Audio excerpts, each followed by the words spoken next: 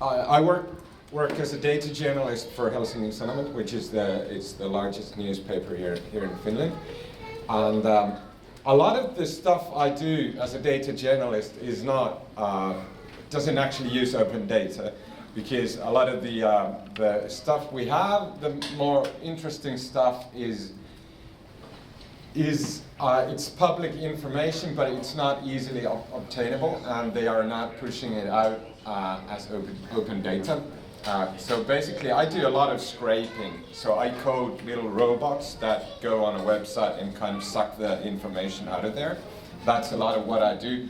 We do a lot of stuff with, especially with Helsinki region InfoShare data, like maps and kind of ways to tell our readers about what's going on in the city. And I have made tens and tens of maps using the data by the people who have been speaking here today. But I really suck at making maps, so I'm not even going to show them to you because they're really horrible. I'm kind of a lousy coder and a really bad graphic designer, so that's my excuse. But I would like to kind of describe to you the ways in which we as data journalists kind of think about data and what we do with data. I am speaking on a more general level, so it's not directly tied to Helsinki or open data, but data in general.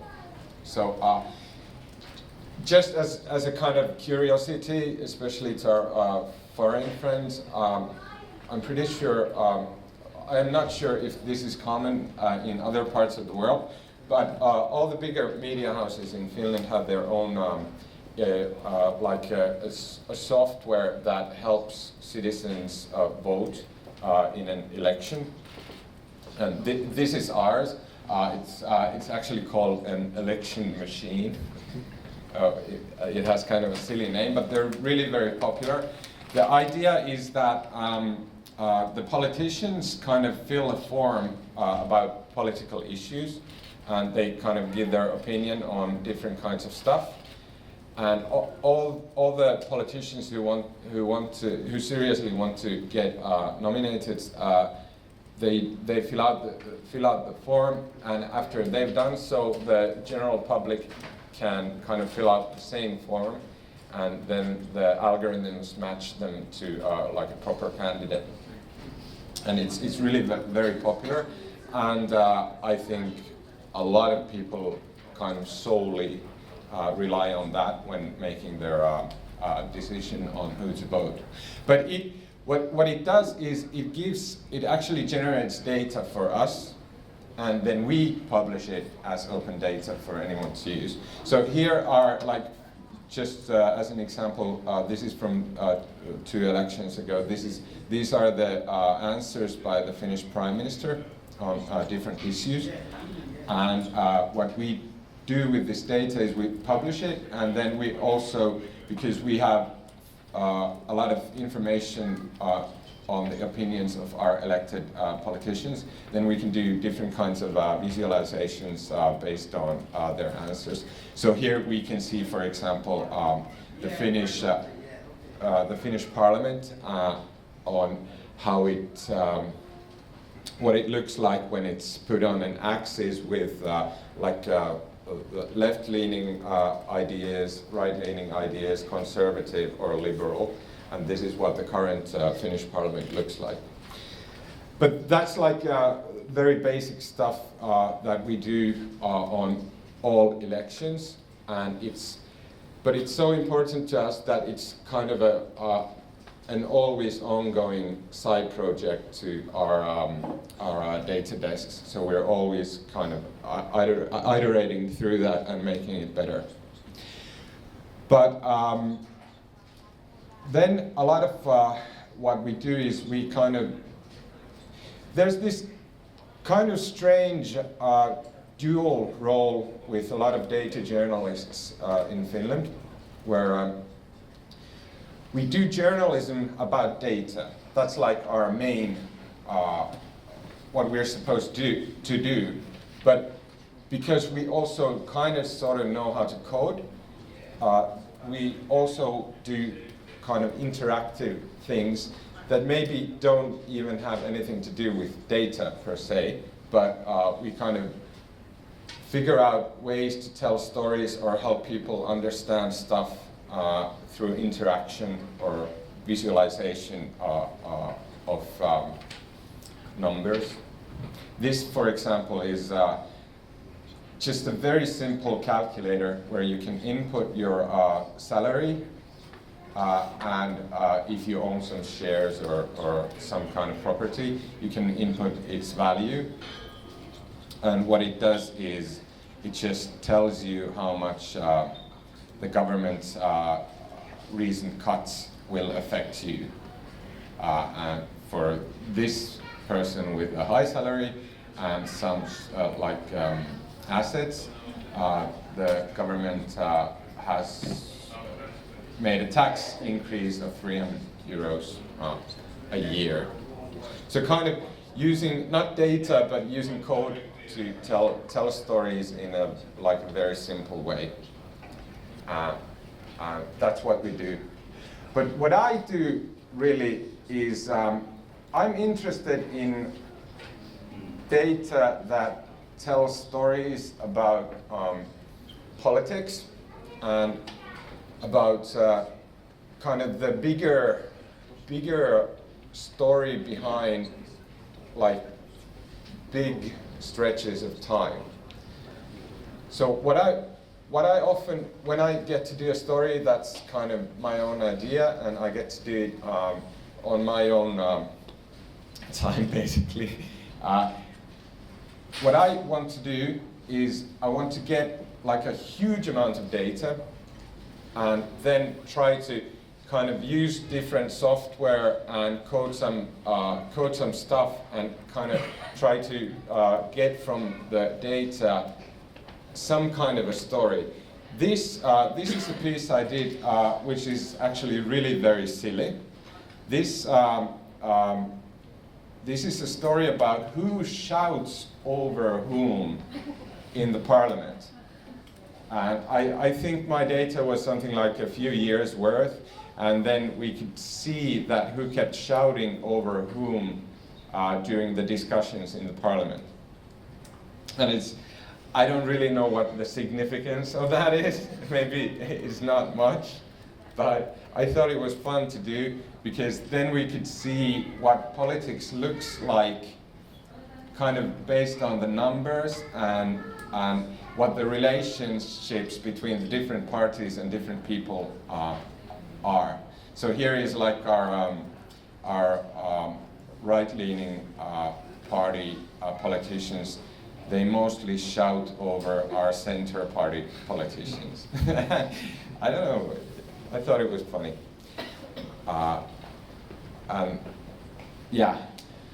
Another kind of on a similar vein is this is Alexander Stubb. He used to be our prime minister and now he's our minister of finance. And this is a data set that I scraped from the Finnish Parliament archives, because they type out everything that a politician says when speaking in the Parliament, and that text is public, and it's actually published on a web page, but there are no APIs, and it's very difficult to get the text in a from a programming perspective, easy way. So what I do is I kind of code these little scrapers that go to the website and just suck the text out, and then I do some very simple analysis on the text. Here are the speeches by the then Finnish Prime Minister through his political career, and then I've just selected some kind of words or meanings and tried to put them on a line so we could see if there's a change in here is crisis. This word is crisis, and we can see that in 2008 the word started to be used, and then it was used a lot in 2009, but now it's not even mentioned at all. And maybe there's a story in there. This is Greece, and I find it really funny that the Finnish Prime Minister has not mentioned Greece more often during 6 years in the Parliament, even though the financial crisis is really strongly tied to Greece. And this is, I think, this is, hang on. How do I zoom out with this? I'm sorry, I'm a Mac person. Right hand lower corner. Right hand lower corner. Oh, right. Right. So this, just to briefly, this is kind of on the core of what we do as data journalists. This is a visualization of a really big data set that was not available in the open, so I had to ask for the Finnish Parliament to deliver it to me. It's a data set of 230,000 Excel rows of every person in the last 15 years that has visited the Finnish Parliament. So that's a lot of people visiting politicians. What they do in the Parliament is they have these committees, and then when some kind of legislation is being passed, the committee works on that legislation, and what they do is they invite people outside experts to give their view on the law that's being passed. So, and that was what I was interested in, and that's at the basis of this data set. So I asked the Finnish Parliament to get as far back as they can to give me the digital version of their archive on who has visited which committee on which subject and when. And what I wanted to do is to see if there was like an imbalance on the influence of different sections of society. And what this visualization shows here are the committees of the Finnish Parliament. Whoa, it's a touchscreen. Is it? No? Yes. Is it? Okay.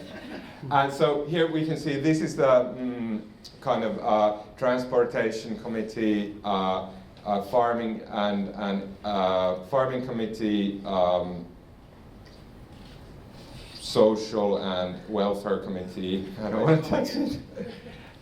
Finances, labor, and so on. And over here are different lobby groups. So I've taken one of these strands is a single visit by a person to a committee.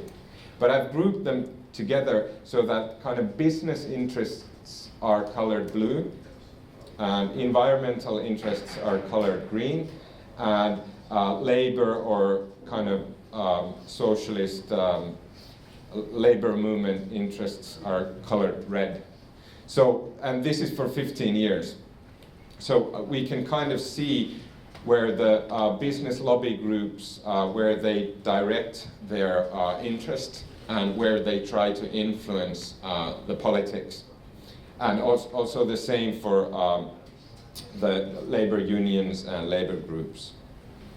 And what I wanted to show is kind of not any kind of wrongdoing, because there's nothing, of course, wrong with talking with politicians, but what I wanted to show through the data is kind of the, on a large time scale, if there's some kind of imbalance because people cannot see, 200,000 visits. Nobody can go like, oh yeah, let's check all these visits and see if we're being balanced in who we listen to, because it's so large. So I thought a visualization would be the easiest way to kind of show what's happening during a really long period of time. But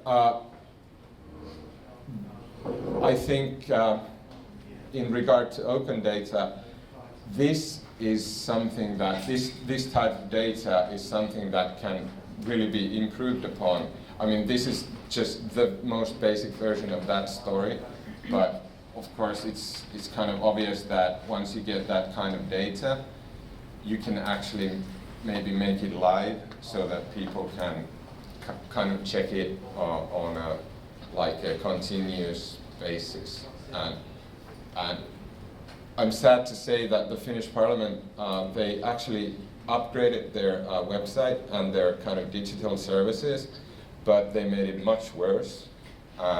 They actually asked us to come there and talk with them and kind of to give our input on what journalists would need in terms of API and how we could get data from the Finnish Parliament. And we were like really excited that, oh yeah, we need some JSON for this and that, and we need this format, and we need it accessible by robots, and then they did none of that, and they actually made the website much harder to scrape by using our own programs. I don't know why. Maybe they have like a good excuse, but it's really fishy. Well, they do that. It's really hard to get stuff out from the website now.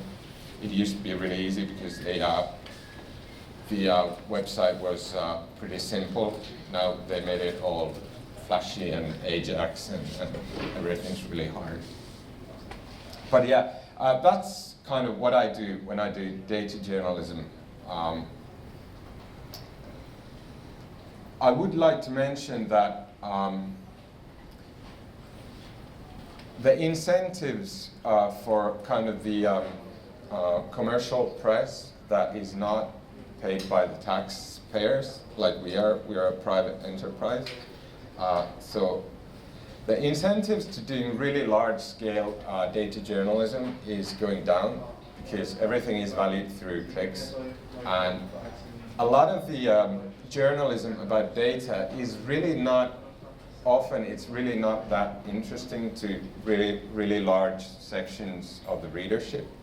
So I did this for half a year, and because the data was really messy, so I needed to clean it by hand, which means that in the data there were like, the name of the Finnish Prime Minister was spelled in 17 different ways, and there were typos, and I need to clean those because a computer thinks that the same name with a typo is 100% different name. So you need to go through 200,000 Excel rows to make sure that everything is okay. And I don't need to do it by hand, I do it by coding these little robots that do it. But it was a lot of work, and I did it in my free time because there was no way I could ask my employer to kind of, give me half a year off to do some data journalism that maybe is interesting or maybe is not.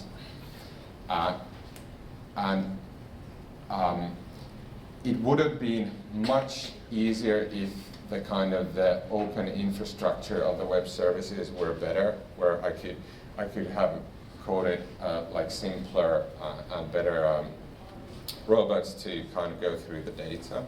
But the Finnish Parliament really does not do that really well. So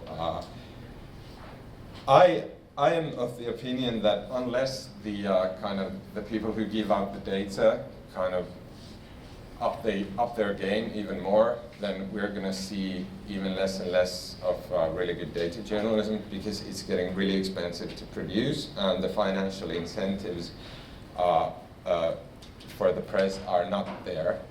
So it's only YLE who can do stuff because they're publicly funded, but and Helsingin Sanomat because we're so big. But like smaller newspapers, they really don't have the resources or the financial incentives to do data journalism. So on this sad note, I would like to end.